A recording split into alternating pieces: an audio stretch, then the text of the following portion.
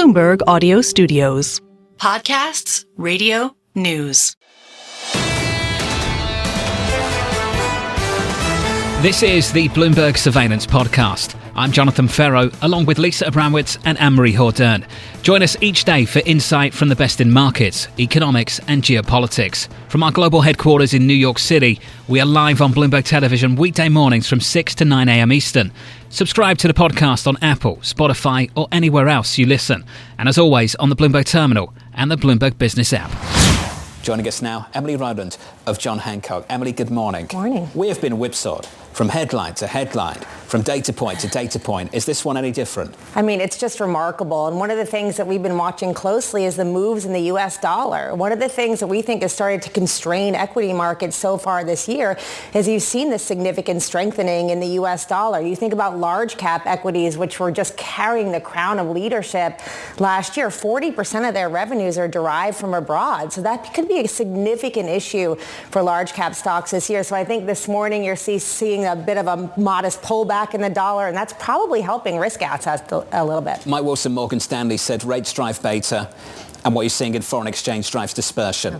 Are you starting to see that beneath the surface on the S&P? We're seeing a little bit of a broadening out in market leadership. Leadership is a tough word, I guess, right now, where we're seeing some pressure on markets. But what we typically see in these environments where bond yields are backing up, inflationary pressures or potential inflationary pressures, to your point, are building is things like value stocks start to do a bit better. Small caps get hurt. Of course, they have the highest levels of indebtedness, which can be an issue when the cost of capital is elevated. But I think value equities, in particular areas like energy, utilities, infrastructure-related assets, those are lower beta. They're more defensive businesses. They have dividends, and they have some element of inflation protection here that we think might be accretive to investors into this year if we see maybe another 2022 type playbook. This is a confusing moment. This is confusing for all of us. It's hard to really understand where the lodestar is at a time where there's so many different narratives that go completely contrary to each other. I want to go back to 6 a.m. this morning when we got NFIB, small business optimism, which came in at the highest rate going back to 2018 at 105, really superseding expectations. Do you want to be more levered to a growth story or more levered to a conservative portfolio, one that is more protective and levered to maybe downside risk right now? We would say a more conservative portfolio right now. What we're seeing right now is the biggest catch-up in history between soft data and hard data.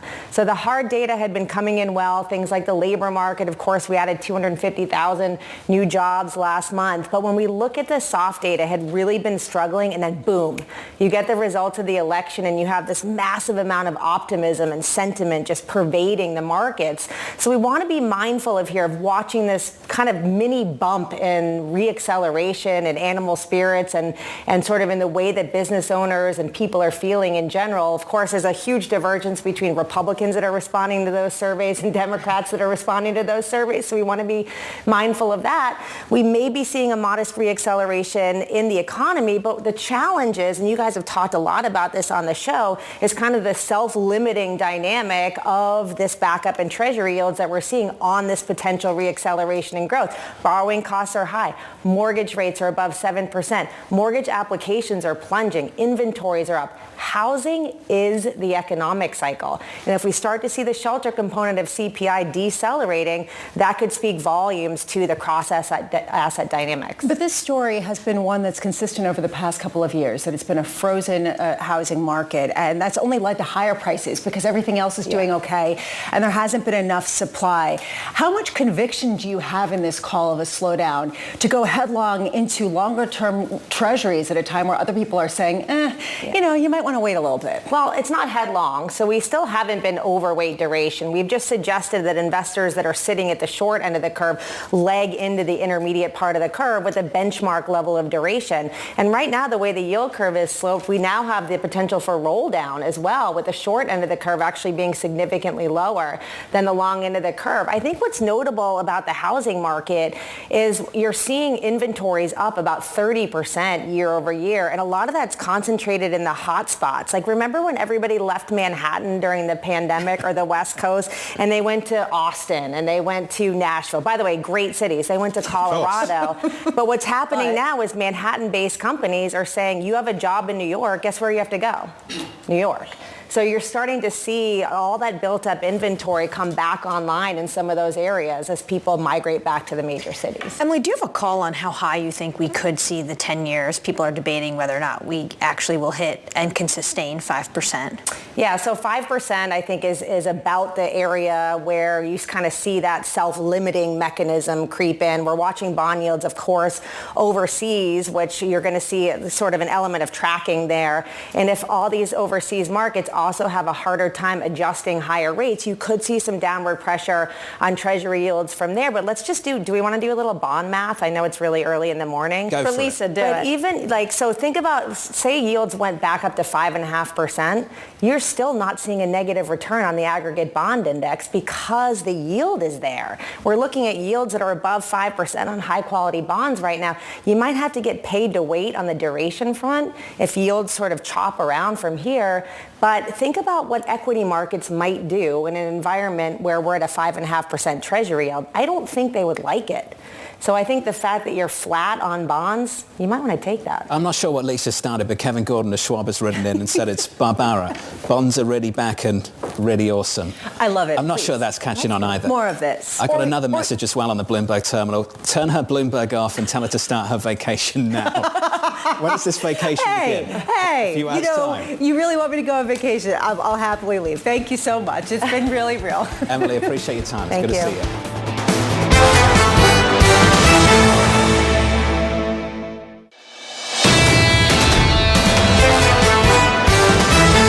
Let's turn to the Russia-Ukraine war.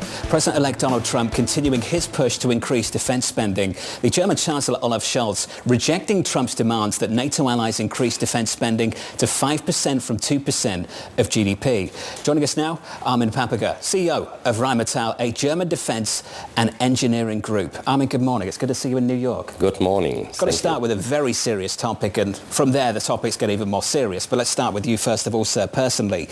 According to multiple US and Western officials, the Russian government planned to assassinate you. This has been in the news over a number of months now. Can we start with that and talk to you about how things are going personally? When were you told about that and by who?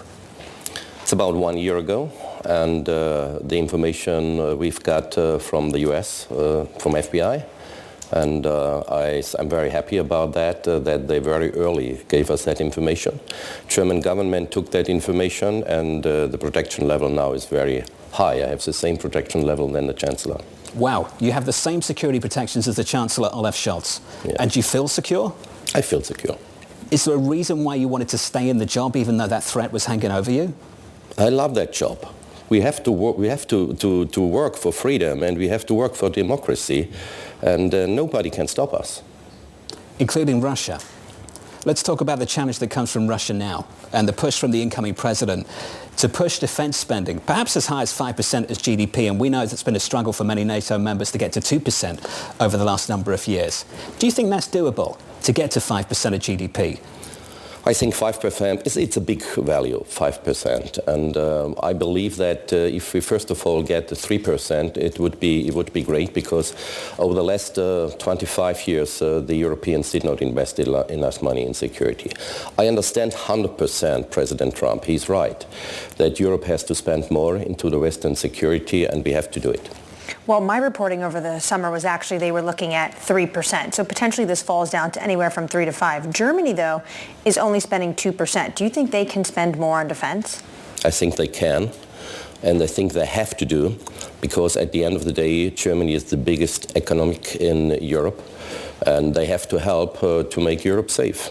We just heard from Mark Rutte last month talking about it's time for Europe to shift to a wartime mindset. For decades, Europe decided to curb their defense spending and really outsource their defense to the United States. That failed, obviously, when Russia invaded Ukraine.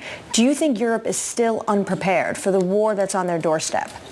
We prepare ourselves. And if you see what we do in Rheinmetall is we invested over the last 2 years more than 7 billion to build up the capacities. And that's very important. And in between, I am able to produce 1.1 million artillery rounds, which is more than the US is doing at the moment.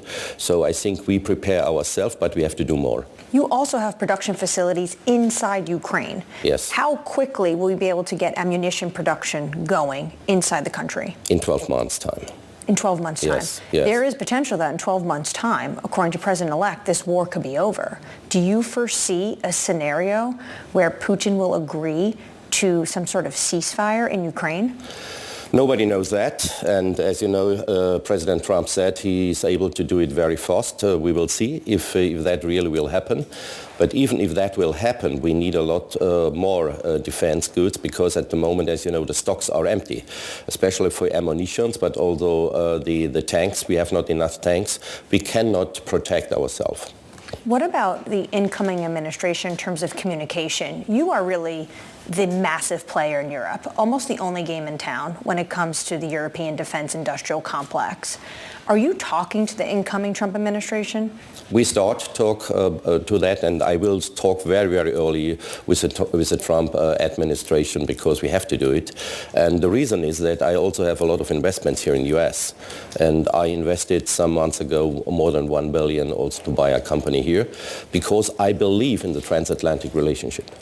Do you think that you can partner with this incoming administration, and how was the communication and partnership with the Biden administration? It was good, but at the end of the day, we as a company, we must be politically, let me say, a little bit independent. And we have to work with all governments. And that's very important. And I believe that we really can work with the Trump administration, because I believe that he is right. And the pressure that he is creating at the moment is good for Europe. He's right with respect to spending more on defense.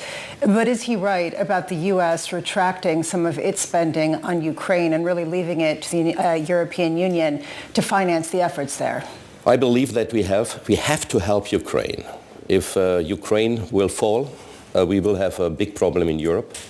If we have a big problem in Europe, because I believe that Putin will not stop with the Ukrainian on the Ukrainian border. So what about the Baltics? What about Georgia? What about Moldavia and all the other things? And I believe that it will be very, very helpful if the US and Europe is working together in this area. And at the moment, Europe needs US because the resources are not good enough in Europe. Do you think there is a political will in Europe to offset any decrease in financing from the United States at a time of political turmoil, where there's even upset in leadership in Germany and real questions around how much the public wants to keep financing this? I believe that the new government in Germany, and as you know, we have election in 7-8 weeks, that the new government will create a very strong contact to the Trump administration. And I believe that they want to work out a good plan and to make a deal together. Europe and the US has to make a deal for security. You talked about how you're investing in the United States, and I'm wondering how important it is to get a foothold in the U.S. to get around any potential tariffs or other types of issues that come down the pike. Very important, very important. I understand all the issues that the U.S. has, and I said, okay, we want to make money, and President Trump wants to make deals, and he's right about that, and we have to take care about that. That's the reason that we are investing also in the U.S. Are you also ratcheting back certain businesses in Europe that you think are going to be more exposed? We grow at the moment 40% per year, so we can grow in Europe, and we have to grow in the U.S. The president wants to make deals. Do you want to make deals? Do you think we need some consolidation in European defence? Yes, I think it's possible, and I think it's important to do it. As I always said, Europe needs also a bigger machine in defence. And what I believe is we need a company which makes 40 billion per year. We are at the moment only on the level of 10 billion, but we will grow over the next years to 20 billion, maybe more. And the backlog is a very good one, so I believe that consolidation is very important. You can grow organically to 20? Yes. Acquisitions, have you got any in mind? Yes, we have a lot in mind because, as you said, over the last 2 years we bought the lock performance here in the U.S. and the Spanish company. Yeah. We invested 2.2 billion in that, and we want to invest more, and we have more firepower. Have you spoken to BAE? We always speak with BAE, but You've spoken to them about a possible acquisition? No, we didn't speak about to merge or other things. Would you be open to that? At the moment, there is no discussion. But would you be open to it? Would it make sense? I'm always open if it makes sense. And does it make sense? I'm not sure, but we have to analyze that. I want to go back to how John really started this topic. The fact that your life was put at risk. You're basically on a Russian hit list, but it goes beyond that. Dmitry Peskov last year said your company is, quote, a legitimate target. How, as a company, are you responding to Russia's hybrid warfare on the continent? First of all, we have a very, very good cyber center. That's the most important thing, that cyber attacks will not come in. And the second point is we are not in war at the moment. I have not air defense and missiles around my factories. But if there is a higher potential that something will grow up, then we will have to do that, for sure. We will protect our factories, and we have to do it. Right. And you feel like the German government is a partner with you in this? Absolutely. Absolutely. We are absolutely fighting shoulder on shoulder. And when it comes to this assassination attempt on your life, do you believe it came from Vladimir Putin himself? I don't know. And at the end of the day, the information, as I told you, came from secret services, and we have to take care about that, and the government in Germany takes care about it. Not only the German government, also governments, if I travel to other countries, also that governments take care about that. I'm very grateful about that. You've been very gracious with your time, sir, and we appreciate it this morning. Thank you very much. Thank you. Thank you. Armin Papperger there, the Rheinmetall CEO.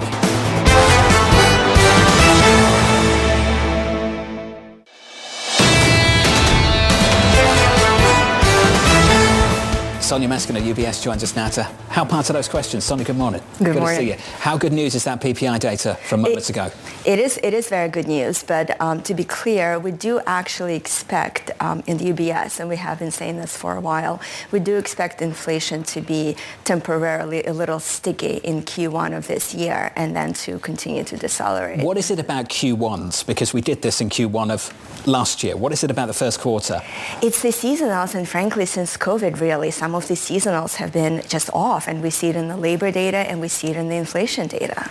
So how much do you see an actual disinflation that's taking hold? Because the numbers have been very noisy. PPI tends to be something that people look through as not necessarily indicative of what's going to come out with CPI. What do other data really say when you take a look at them? You're exactly right. So the PPI is actually more relevant for the PCE, which is in turn quite relevant for the Federal Reserve, right? The Federal Reserve has said many times that they really see the core trend in inflation as the core PCE trend over time. But the CPI is very important. That's what the consumer pays at the register, so to speak.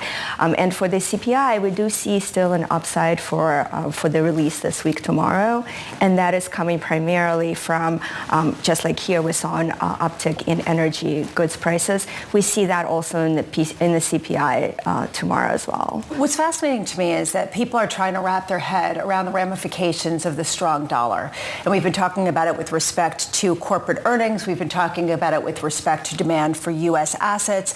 There's also a question of the disinflationary impact of that when exports and imports in particular have been increasing quite significantly. How much is that a piece of what we're seeing, particularly in data like PPI? Absolutely. But however, historically, it's taken quite some time for the strong dollar to translate into prices in the United States. And so here we would only really see it so quickly if we saw truly good evidence of a ramp up in imports ahead of anticipated tariffs. We don't really see much conclusive data on the ground on that front to definitively say that this has had an impact. What do you make of this basically competing narratives we see in the space when it comes to tariffs? Broad-based, ones that may be a bit more gradual. How do you take all of that and put it into an outlook for 2025? Extremely difficult. The main point I would say of the outlook is that what we're expecting is uncertainty, and the key area to watch for us is business investment and how much this uncertainty around tariffs that businesses have already expressed in some of the survey data is actually going to translate into their investment plans and into their hiring plans. So everyone is talking about Trump 2.0 being solid for growth, but the fact is, if it's so uncertain, so unpredictable, do you just have paralysis? Well, potentially, yes, and that's exactly right. And I think the narrative has been shifting, and the narrative has been shifting in part because there is so much uncertainty regarding what the administration will actually do. So when we look forward, we have, of course, CPI tomorrow, and then we're heading into the administration. We hear we have Inauguration Day and beyond when we start to get a whole host of executive orders. What are you looking for in particular? What could really move the needle for your forecasts? Well, any certainty around what happens around immigration and tariffs will be very important into our input for the labor market and for industrial production and business investment. Sonia Meskin of UBS on the back of PPI. PPI coming in just a little bit softer than expected there. This is the Bloomberg Surveillance Podcast, bringing you the best in markets, economics and geopolitics. You can watch the show live on Bloomberg TV weekday mornings from 6 a.m. to 9 a.m. Eastern. Subscribe to the podcast on Apple, Spotify or anywhere else you listen. And as always, on the Bloomberg Terminal and the Bloomberg Business app.